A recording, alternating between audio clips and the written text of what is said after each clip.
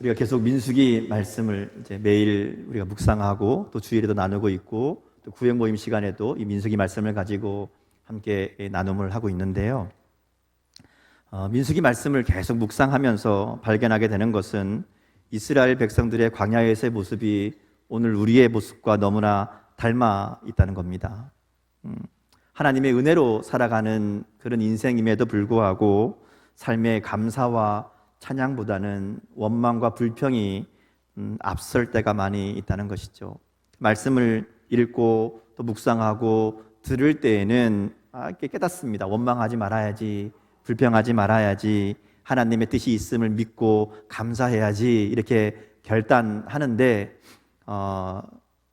예배가 끝나고 혹은 성경책을 딱 덮고 나면 그 다음 눈에 보이는 이 현실 때문에 마주하는 상황 때문에 우리는 또 원망하고 불평할 때가 한두 번이 아니라는 것이죠.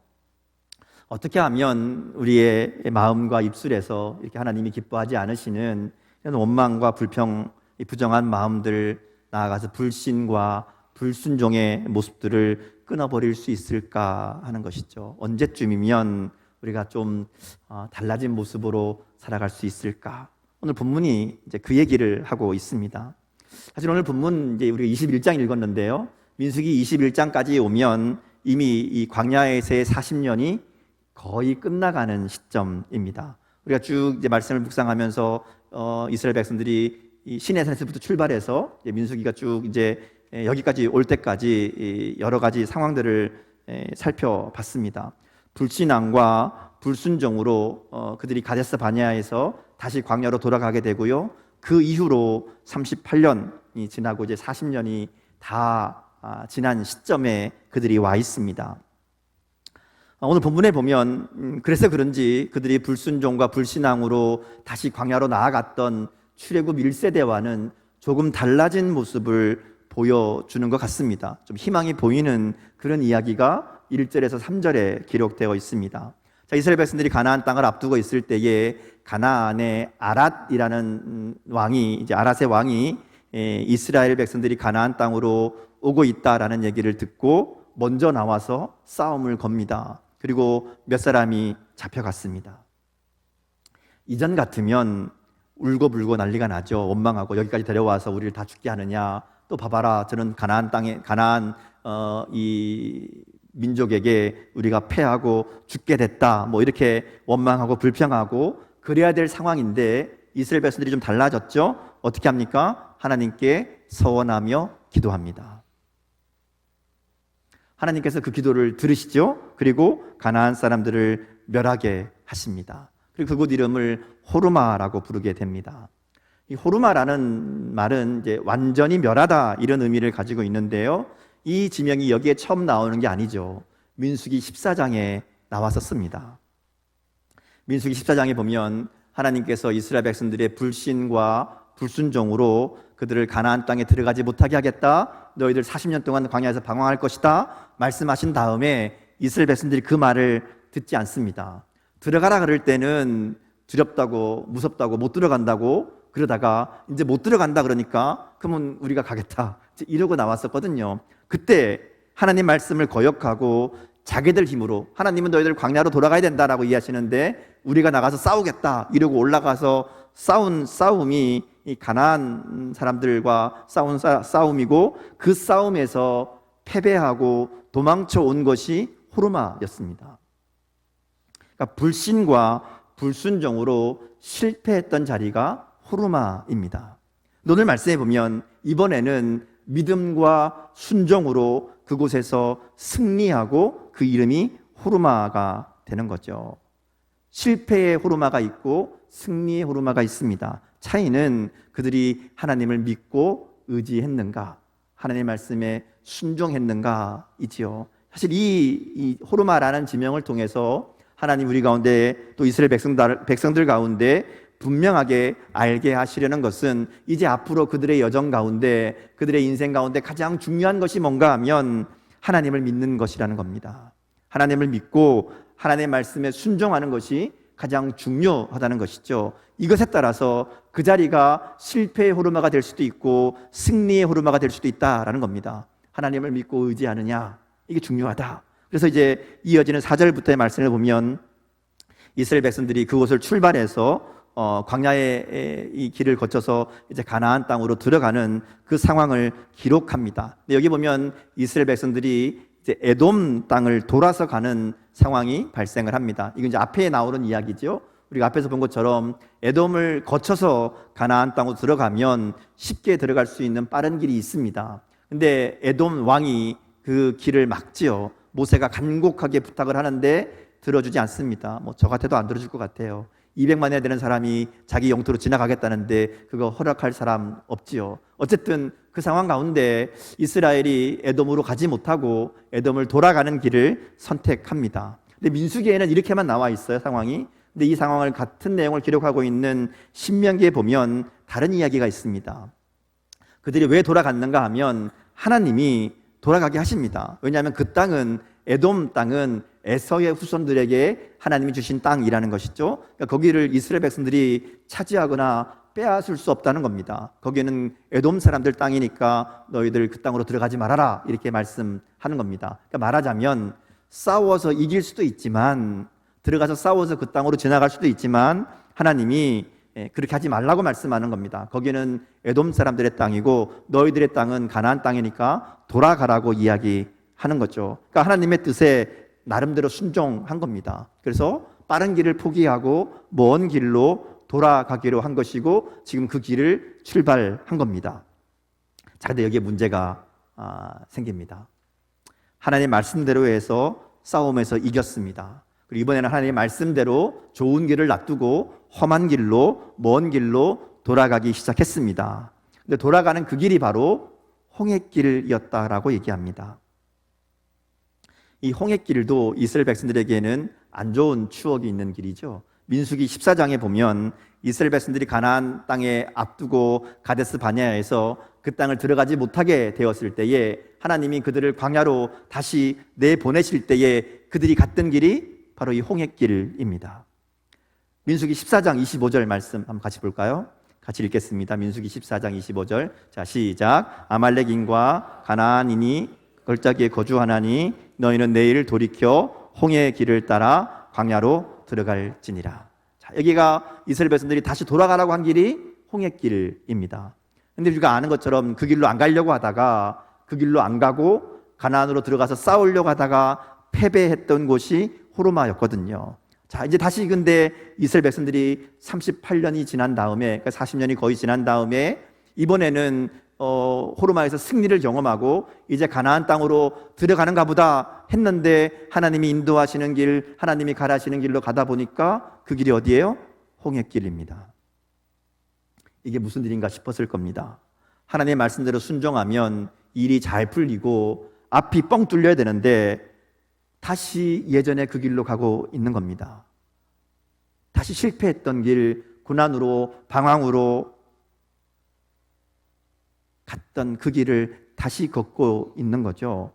아무것도 달라지지 않고 40년 전에 그 길을 다시 반복하는 것 같습니다. 그래서 그들 마음이 상했다, 이렇게 기록합니다.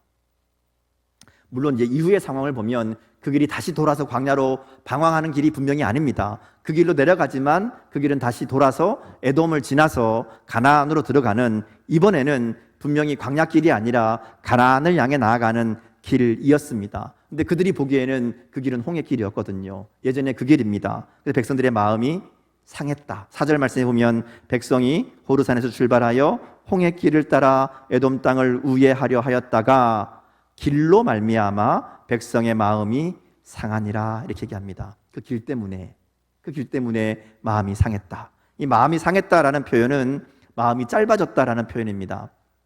제가 새벽에 말씀 나눌 때 한번 말씀드렸었는데요, 이 마음이 짧아졌다는 얘기는 조급해졌다는 겁니다.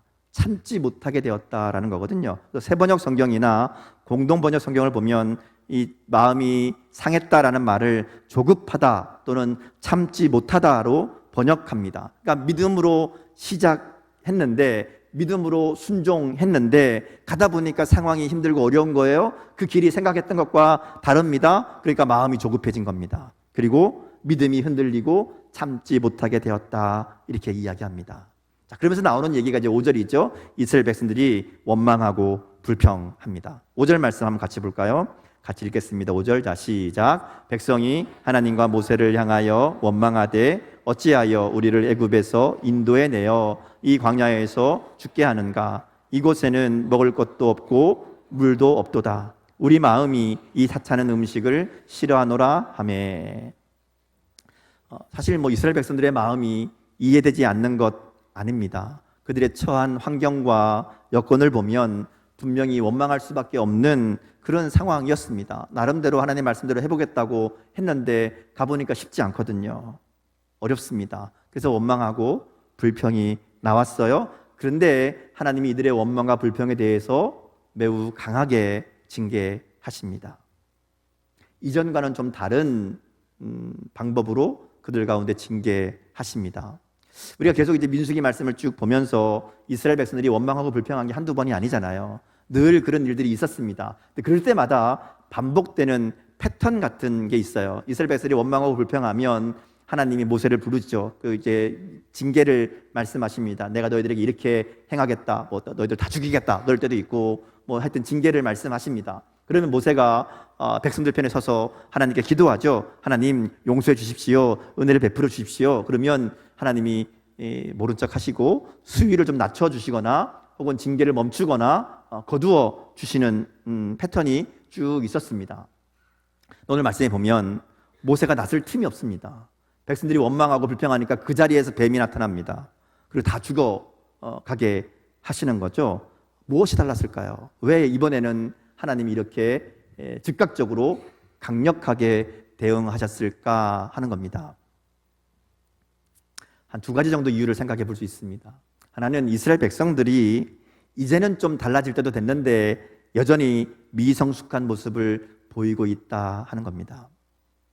하나님은 이스라엘 백성들이 원망하고 불평한다고 해서 무조건 징계하고 이 벌을 주신 게 아니었습니다. 우리가 쭉 봤지만 처음에 이스라엘 백성들이 원망하고 불평할 때는 하나님이 다 들어주십니다.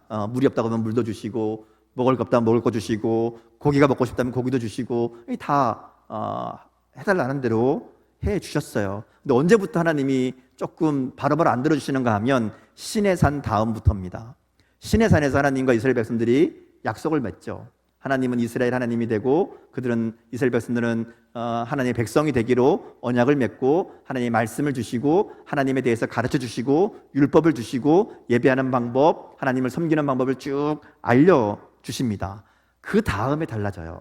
그 다음에는 원망하고 불평하면 하나님이 혼내시고 채찍을 드시고 그때부터는 하나님이 징계하십니다. 왜냐하면 하나님에 대해서 알려주셨거든요. 하나님이 어떤 분인지 어떻게 살아야 되는지 알려줬는데도 못할 때에는 하나님이 징계하시는 모습을 보여줍니다. 오늘 본문도 비슷한 상황인 것 같아요. 그들이 광야 40년을 다 보냈습니다. 40년 동안 하나님의 인도하심, 하나님의 은혜, 하나님의 사랑, 하나님이 그들을 붙드시고 그들 가운데 함께 하시는 것을 몸으로 체험했던 그 40년의 시간이 있었습니다. 이제 출애굽 1세대는 불신앙과 불순종으로 다 죽었지만 그들은 새롭게 훈련받은 사람들이란 말입니다. 그럼 좀 달라졌어야죠. 더군다나 방금 전에 하나님을 의지하며 그들은 승리하는 경험도 했습니다. 그러니까 이전과는 좀 다른 성숙한 반응이 나올 때도 됐는데 그렇지 못했다라는 것이죠. 우리도 신앙생활 하다 보면 믿음 초신자일 때는 하나님이 잘 들어주십니다. 해달라는 해도 다 해주실 때도 있어요.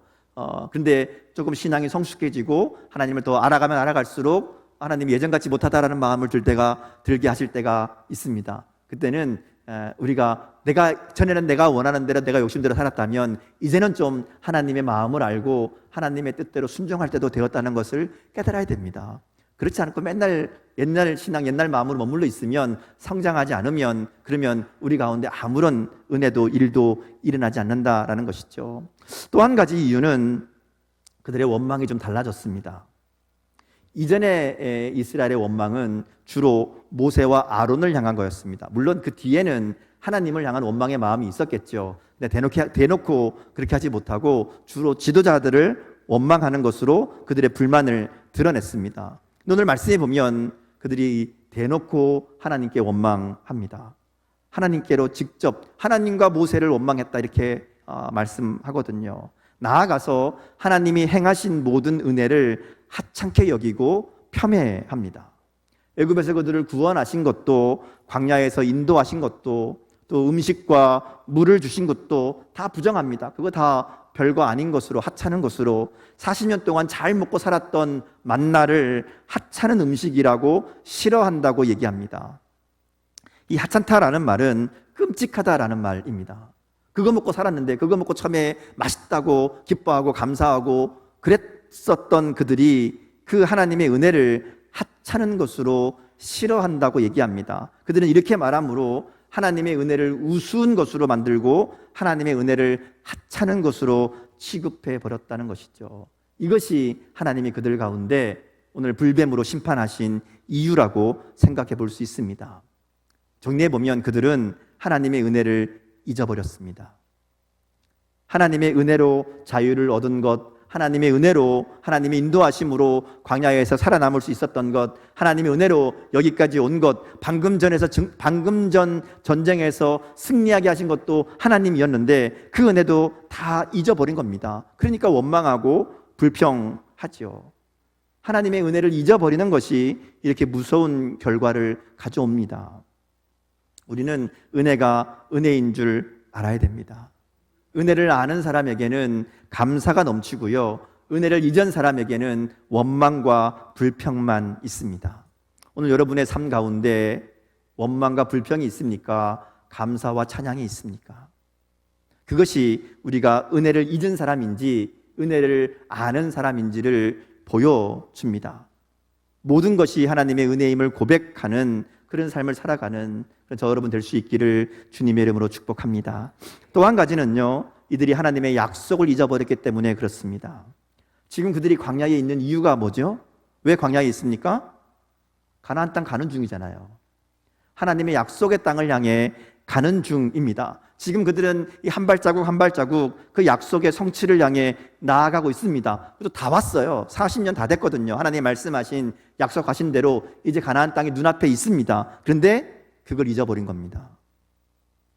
당장 눈앞에 있는 이 험한 길에 마음을 빼앗겨서, 이 문제와 상황에 마음을 빼앗겨서 그들이 지금 어디로 가고 있었는지, 하나님이 그들에게 주신 약속이 뭔지를 잊어버린 겁니다. 하나님이 말씀하신 40년의 시간이 다 됐고 하나님의 약속이 그들 눈앞에 이루어지고 있습니다. 이제 가나안 땅이 바로 앞에 있단 말이죠. 그 가나안 땅을 바라보았다면 이제 우리의 이 방황이 끝났고 그 땅을 차지하는 것만 남았다는 것을 알게 되었을 텐데 그 소망을 잊어버린 겁니다. 하나님의 약속이 이루어지고 있다는 이 소망이 잊어버리니까, 하나님의 약속을 놓쳐버리니까 그들 가운데 원망과 불평만 남은 거죠.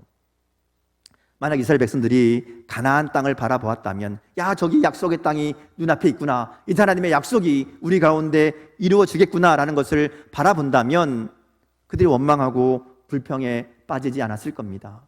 힘들어도 어려워도 조금만 더 가면 된다, 기대와 소망을 가지고 하나님의 약속을 붙들었겠죠. 근데 그 하나님의 약속을 잊어버리니까, 그 소망을 놓쳐버리니까 원망과 불평이 그들 가운데 넘치게 된 겁니다. 성경의 위대한 인물들을 보면 늘 감사하고 기뻐하기만 한 것 아니죠. 그들도 원망하고 불평할 때가 있습니다. 불신앙과 불순종으로 반응할 때도 있었습니다. 근데 중요한 것은 거기에 머물지 않았다는 겁니다. 때로는 낙심하게 되고 두렵게 하는 일들을 만날 때에 주님 앞에 원망하기도 합니다. 다윗도 그랬고 모세도 그랬습니다. 근데 그들이 보여주는 모습은 그 순간 하나님을 기억하는 겁니다. 하나님의 약속을 기억하고 불평과 원망의 자리를 벗어나는 것을 보게 된다는 것이죠. 그래서 다윗의 노래를, 시편을 보면 늘 시작은 원망과 불평일 때가 많습니다. 낙심하고 좌절하고 탄식할 때가 많습니다. 근데 어떻게 끝나요? 하나님을 향한 감사와 찬양으로 끝납니다. 왜냐하면 하나님의 은혜를 기억하고 하나님의 약속의 말씀을 붙들었기 때문에 그렇습니다. 이게 바로 믿음의 모습이라고 할 수 있습니다. 하나님의 은혜를 기억하고 하나님의 약속의 말씀을 붙들 때에, 그때 우리는 우리 마음에서 원망과 불평이 아니라 믿음과 감사의 고백을 할 수 있게 된다는 것이죠. 오늘 이스라엘 백성들에게 일어난 일이 바로 이것을 분명하게 보여주는 사건입니다. 하나님은 원망하는 불평하는 이스라엘 백성들에게 불뱀을 보내시죠. 그 불뱀을 통해서 많은 사람들이 죽어갑니다. 백성들이 그제서야 자기들이 악한 말로 하나님을 원망한 것을 회개하고 모세를 찾아와서 하나님의 용서와 은혜를 구합니다. 모세가 기도합니다. 근데 하나님이 응답해 주시죠. 근데 하나님이 응답해 주신 것은 불뱀에 물린 자들을 살려주신 게 아니었습니다. 그들을 죽게 하는 불뱀을 없애주신 것도 아니었습니다. 하나님의 응답은 불뱀을 만들어라. 그리고 그것을 장대에 높이 매달아서 백성들로 하여금 보게 해라. 보면 살 것이다. 이거였습니다. 상식적으로 이해가 되지 않는 처방입니다. 뱀에 물려서 사람들이 죽어가면 어떻게 되죠? 일단 뱀을 다 잡아 죽여야죠. 뱀을 다 없애야 됩니다. 그 다음에 뱀에 물려서 독이 있으니까 이 독을 빼내든지 혹은 독을 해독하는 뭔가를 주시든지 그래야 맞잖아요. 그래야 살잖아요. 그런데 하나님이 주신 해결책은 문제의 원인인 뱀의 형상을 만들라는 것이고 그걸 높이 매달아서 백성들이 보게 하라는 겁니다. 그리고 보는 자는 살 것이다. 이렇게 말씀하시는 겁니다. 이 하나님의 처방에 담긴 하나님의 뜻은 이 이스라엘 백성들의 근본적인 문제를 해결하시려는 하나님의 계획이라고 할 수 있습니다. 지금 이스라엘 백성들이 원망하고 불평하고 하나님 앞에 범죄한 이 죄의 문제는 뭔가 하면, 죄의 본질은 뭔가 하면 하나님을 향한 불신입니다.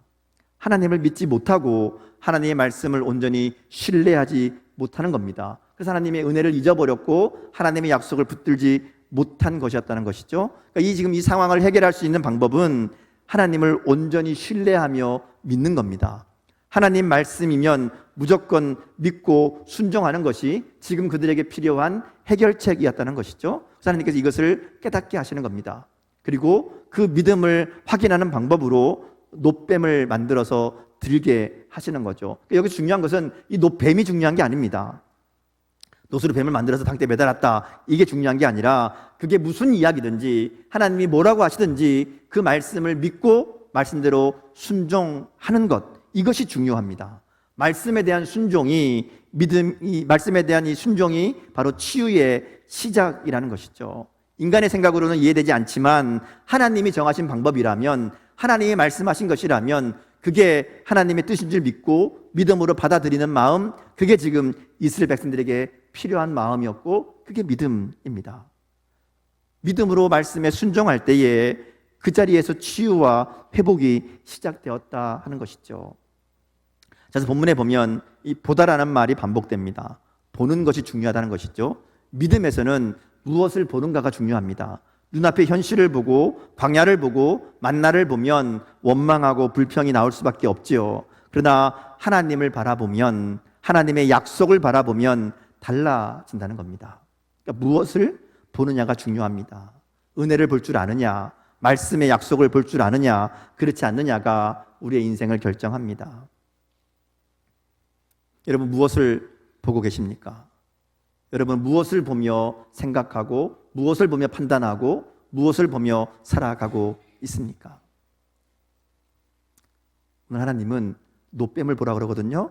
이 놋뱀이 중요한 게 아니라 바라보는 게 중요합니다. 그래서 이 말씀이 중요한 것은 예수님이 이 말씀을 통해서 구원의 은혜를 설명하시기 때문에 그렇습니다. 요한복음에 보면 예수님을 찾아온 니고데모와의 대화 중에 예수님이 오늘 이 본문의 사건을 이야기합니다. 요한복음 3장 14절 15절 말씀인데요, 같이 한번 보겠습니다. 요한복음 3장 14절과 15절 같이 읽습니다. 자, 시작. 모세가 광야에서 뱀을 든 것 같이 인자도 들려야 하리니 이는 그를 믿는 자마다 영생을 얻게 하려 하심이니라. 자, 놋뱀이 들린 것처럼 예수님도 들려야 된다고 말씀하시고, 놋뱀을 본 자가 산 것처럼 예수님의 십자가를 보는 자마다, 믿는 자마다 영생을 얻게 하신다, 이렇게 말씀합니다. 중요한 것은 보는 겁니다. 보는 것이 믿는 겁니다.